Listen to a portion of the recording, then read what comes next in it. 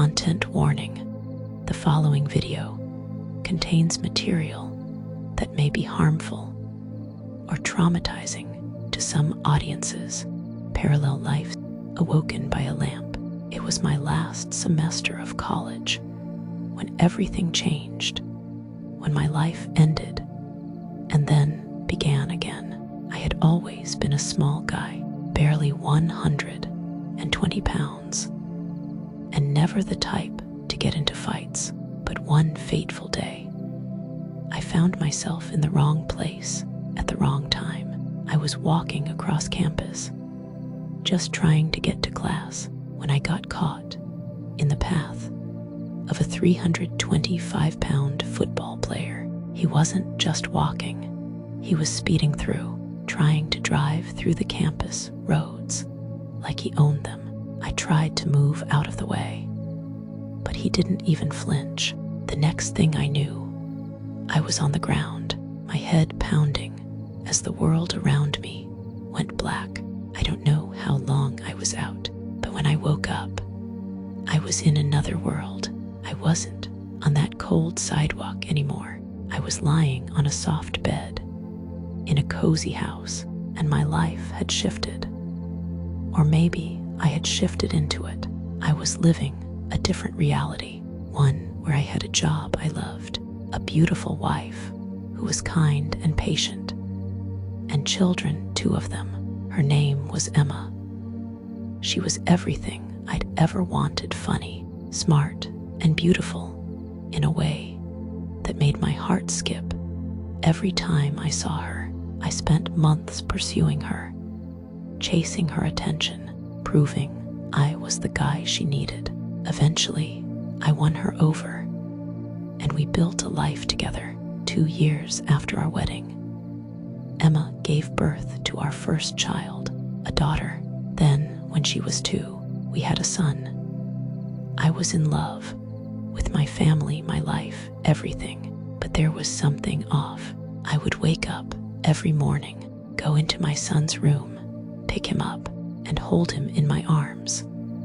I'd watch my daughter play, laughing as she ran through the yard, and I'd think to myself, this is perfect. This was the life I'd always dreamed of, until that lamp.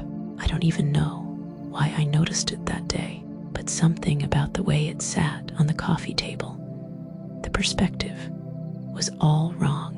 The lamp wasn't just out of place, it was distorted. The base was square and red with gold trim, resting on 4 legs. The white shade wasn't just off, it was inverted. I can't explain it, but as soon as my eyes locked onto it, I couldn't look away. The more I stared, the more I didn't understand. It felt like the lamp was changing, growing in size in my mind, warping, pulling at the very fabric of everything around it. I thought I was just tired, so I brushed it off, but I couldn't stop looking. I stayed up all night, fixated, eyes glued to that damn lamp. The next day, I called in sick to work, but it wasn't about work. It was about that lamp. It consumed me. It wasn't just a lamp anymore. It became the focus of my thoughts. I stopped eating, stopped drinking, stopped caring about anything. I would only leave the couch to use the bathroom, but even that became a blur. Days passed in a haze.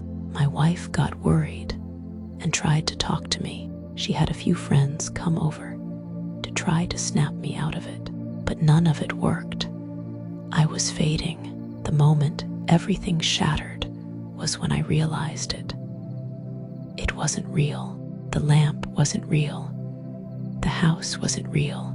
My wife, my children, none of it existed. It was like a switch flipped in my brain. The pain, the physical pain, hit me like a ton of bricks. Everything was collapsing. The lamp was growing, distorting even further, and my entire world was turning inside out. It wasn't just the lamp. It was the whole reality. It was unraveling before my eyes. I could hear voices, screams, strange noises. A cold terror gripped my chest, and I felt it, a deep, gnawing pain. A lot of pain. The first words I spoke, as the pain surged through me, were, "I'm missing teeth." Then everything snapped back into focus. I wasn't in that world anymore. I was lying on my back, face up, on a cold sidewalk. The bright sunlight hurt my eyes, and I could hear people around me, their voices frantic. I was confused. I didn't know where I was, how I got there, or what the hell had just happened. A cop was there. He didn't even wait for an ambulance. He just scooped me up and dragged me across the sidewalk, half dazed, and threw me into the back of a patrol car. I was still disoriented, trying to process what had happened, but it was all so fragmented. I couldn't make sense of it. They took me to the hospital, ran CT scans, and kept asking me questions that I couldn't answer. They told me I had been unconscious for hours after being knocked out by the football player, and that I had been in some kind of coma. But I couldn't shake the feeling that something was wrong, that something more had happened. Over the next few years, I sank into a deep depression. I grieved for the life I had lost, the wife, the kids, the job. The whole world I had built was fake. It was all just a dream, a parallel life that never existed. Sometimes, in my darkest moments, I would cry myself to sleep, hoping to see her again, to feel my son in my arms, hear my daughter's laughter. But I never saw Emma again. I never even saw my daughter. But sometimes, just in the corner of my vision, I would catch a glimpse of my son. He was always 5 years old, and I could never hear what he said. He'd vanish before I could even turn around. I don't know if that was real either, but it was something I could never forget. And that damn lamp. I'll never forget that lamp. Please consider liking and following my channel. I upload every night.